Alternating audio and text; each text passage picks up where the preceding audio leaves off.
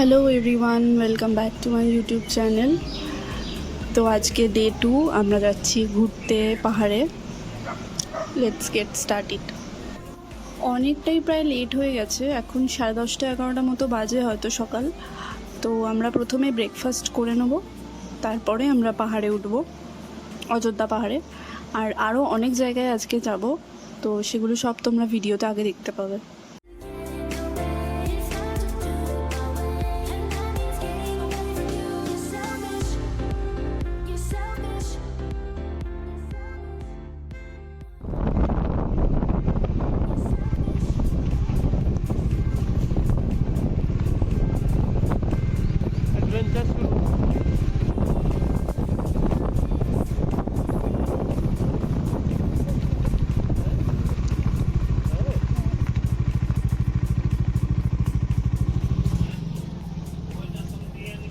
তো আমরা এখান থেকেই ব্রেকফাস্ট করব ঠিক করে নিলাম।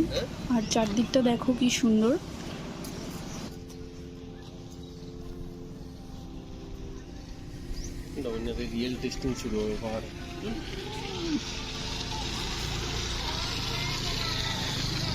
কেমন লাগছে এখানে এসে? দারুণ, খুব অ্যাডভেঞ্চার জায়গা।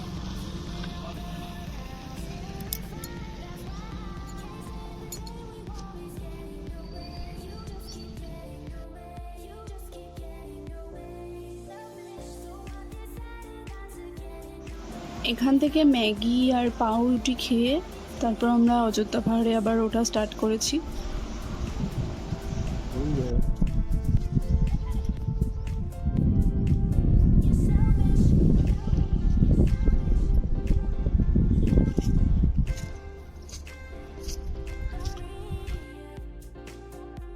তো প্রথমেই আমরা এসেছিলাম লহরিয়া শিব মন্দিরে। আমি ছোটোবেলায় এসেছিলাম যখন পুরুলিয়া, তখন এই মন্দির থেকে ঘুরে গেছিলাম, তো তাই জন্য আমার মাথায় ছিল।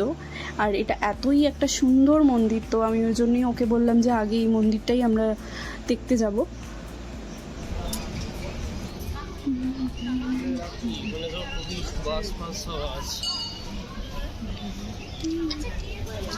ফার্স্ট টাইম বাইক রাইড করে এত দূর এসে এখানেও বাইকে করে চারদিকটা ঘোরা, মানে এই এক্সপিরিয়েন্সটা আলাদাই। আর আমরা যেহেতু হেলমেট নিয়ে ঢুকেছি, ও জ্যাকেট পরেছিল, তো তাই জন্য অনেকেই আমাদেরকে জিজ্ঞাসা করেছে যে আমরা কোথা থেকে এসেছি। তো সেটা খুবই একটা আলাদা রকম ফিলিংস লাগছিল যে আমরা বলছিলাম যে আমরা কলকাতা থেকে এসেছি এতটা রাইড করে। তো মানে জাস্ট আমাদের এক্সপিরিয়েন্সটা অন্যরকমই ছিল, যেটা ট্রেনে করে এলে বা বাসে করে এলে হয়তো এই ফিলিংসটা পেতাম না।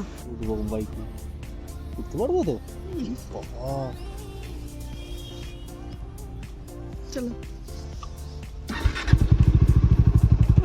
আমি বলবো পুরুলিয়ার মতো জায়গায় বাইকে আসাটা মনে হয় বেটার হবে গাড়ির থেকে, কারণ আমরা এখনও পাহাড়ে উঠিনি। এখন থেকেই মানে মনে এতটাই মানে একটা আনন্দ লাগছিল যে পাহাড়ের রাস্তায় বাইক করে যাব, যেটা গাড়িতে গেলে এতটাও উপভোগ করা হয়তো হতো না, কারণ গাড়ির ভেতর তো এতটা বাইরেটা দেখা যেত না। আর ওর তো মানে দারুণ লেগেছে, ও যেহেতু বাইক চালাচ্ছিল, তো ওর আরও বেশি ভালো লাগছিলো আমার থেকেও।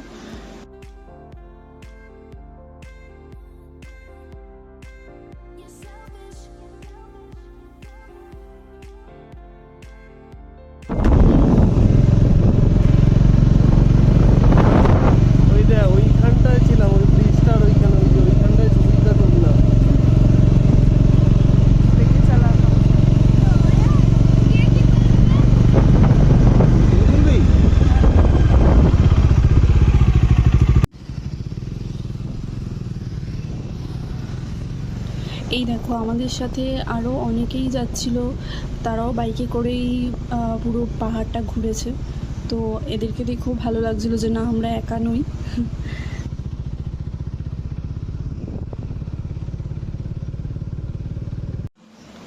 আমরা আপার ড্যামে এসে গেছি। তো পাহাড়ের একদম ওপরেই এই ড্যামটা, কত বড় আর কত গভীর মানে তোমরা দেখতেই পাচ্ছ, মানে কতটা বড় জায়গা জুড়ে সেটা তো দেখাই যাচ্ছে। এইদিকেও আছে।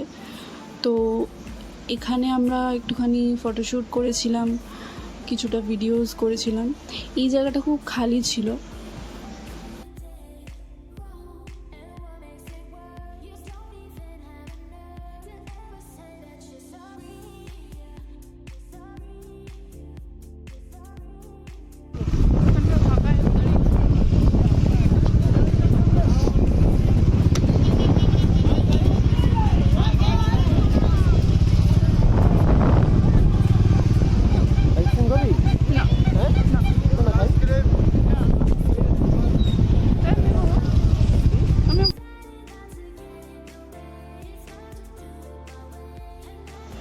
আপার ড্যামের ওখান থেকে বেরিয়ে আমরা একটু অন্য জায়গায় চলে এসেছিলাম। অ্যাকচুয়ালি রাস্তাটা গুলিয়ে ফেলেছিলাম, কিন্তু যাই হোক এই জায়গাটাও খুবই সুন্দর ছিল, খুব নির্জন ছিল। তাই এখানে একটুখানি দাঁড়িয়ে তারপর আবার আমরা ব্যাক করে যাই, গিয়ে আগে লাঞ্চটা করে নিই। তো এখানে দেখতে পাচ্ছ আমি রুটি নিয়েছি আর ও ভাত নিয়েছে।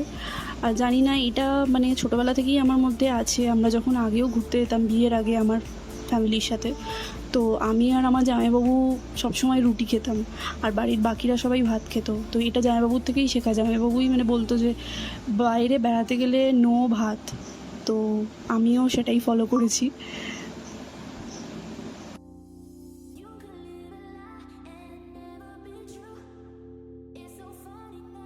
লাঞ্চ করে আমরা বেরিয়ে পড়েছি আর এবার যাচ্ছি বামনি ফলসের উদ্দেশ্যে। প্রায় এসেই গেছি। দেখো এখানেই পার্কিং এরিয়াটা। আর আগে যখন এসেছিলাম তখন একদম অন্যরকম ছিল, এখন মানে গেট ফেট করে দিয়ে অন্য টাইপেরই হয়ে গেছে। যদিও এখনও টিকিট কাউন্টার বলে কিছু হয়নি, তবে ইন ফিউচার হবে কি না সেটা মানে বলতে পারছি না।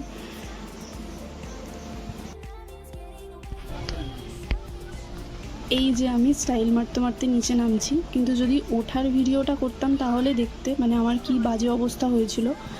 আসলে অনেকটাই নিচে নামতে হয়েছে, নামার সময় কোনো প্রবলেম হয়নি, কিন্তু উঠতে গিয়ে মানে বিচ্ছিরি অবস্থা হয়ে গেছিলো, আর ভিডিও করতে পারিনি।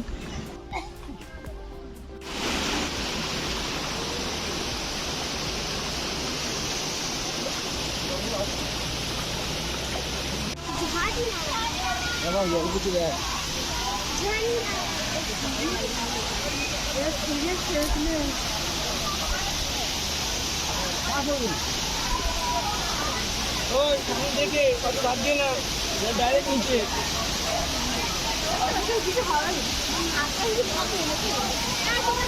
এটা ইম্পর্টেন্ট।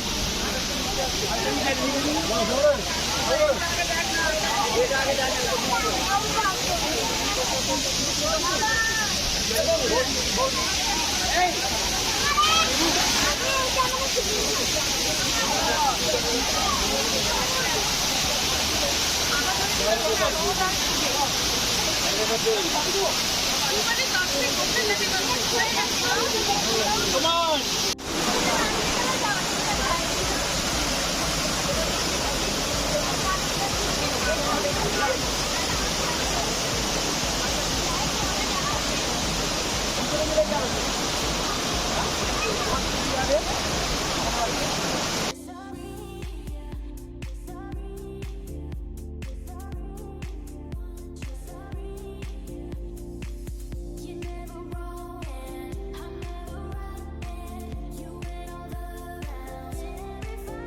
এই যে ওটার সময় এইটুকুই ভিডিও করতে পেরেছিলাম। অবস্থা একদমই খারাপ ছিল আমার, মানে একটু একটু উঠেছি আর বসেছি। উঠে কেমন লাগছে? চলো একটু হবেই যাচ্ছি।